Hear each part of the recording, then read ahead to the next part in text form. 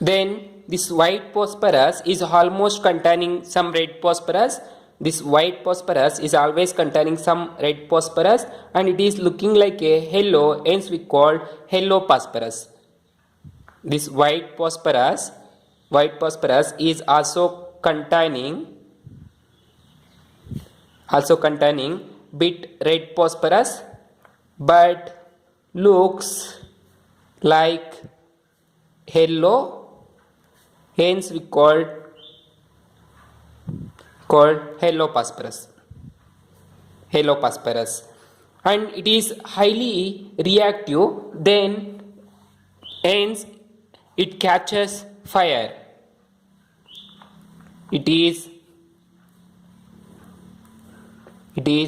highly reactive, hence it catches fire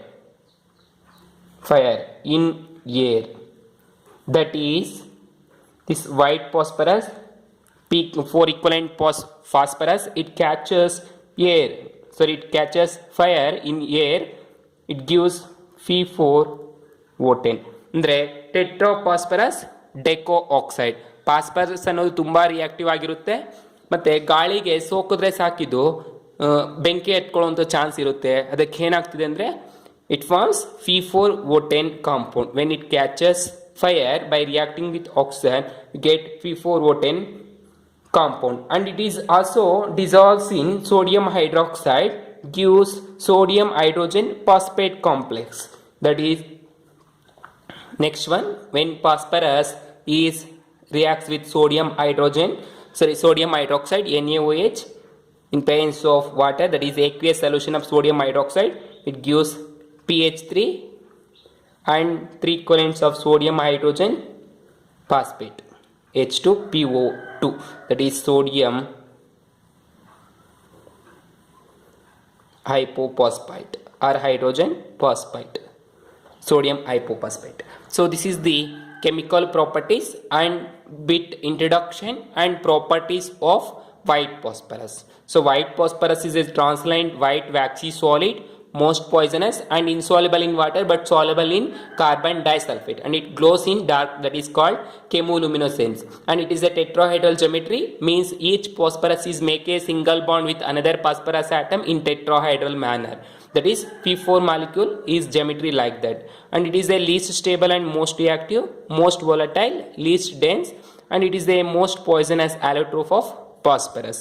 And white phosphorus is also contained bit red phosphorus and but looks like a yellow, hence we call yellow phosphorus, and it is highly reactive with air.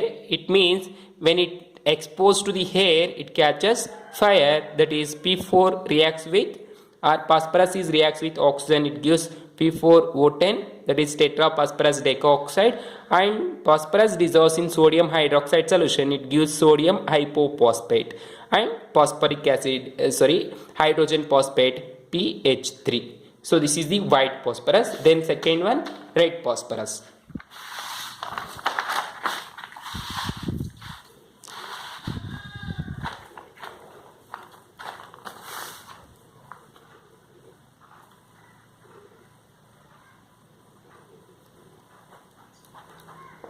Red phosphorus.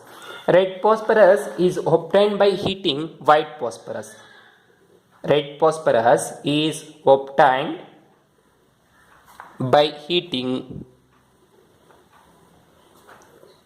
white phosphorus at 573 Kelvin.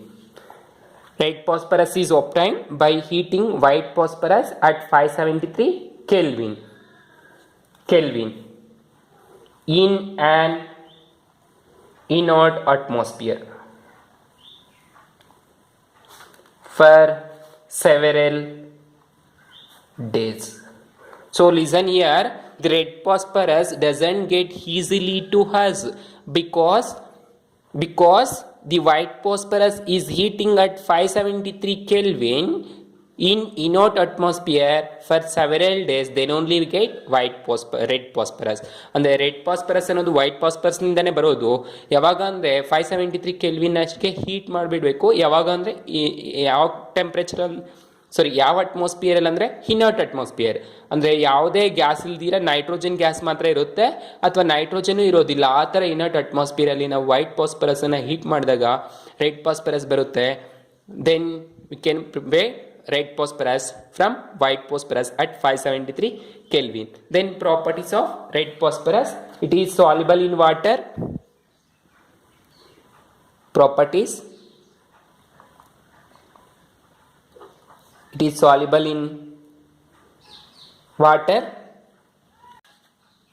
This white phosphorus is insoluble in water and also carbon disulfide.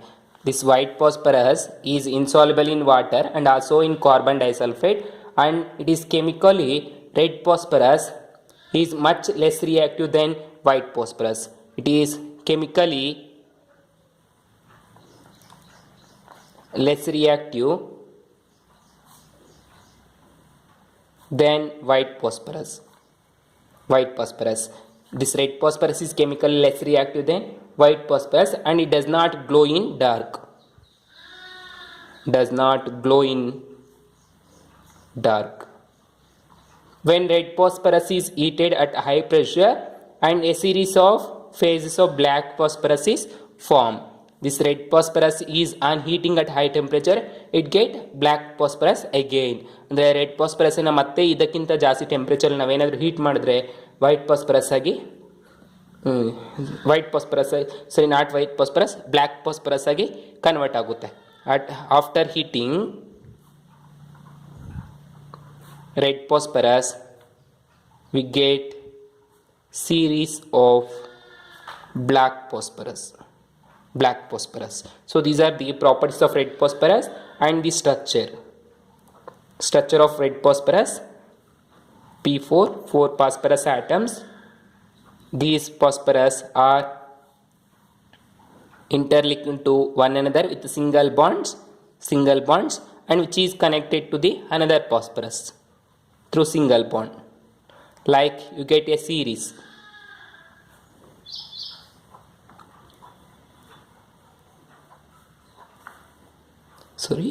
Like that.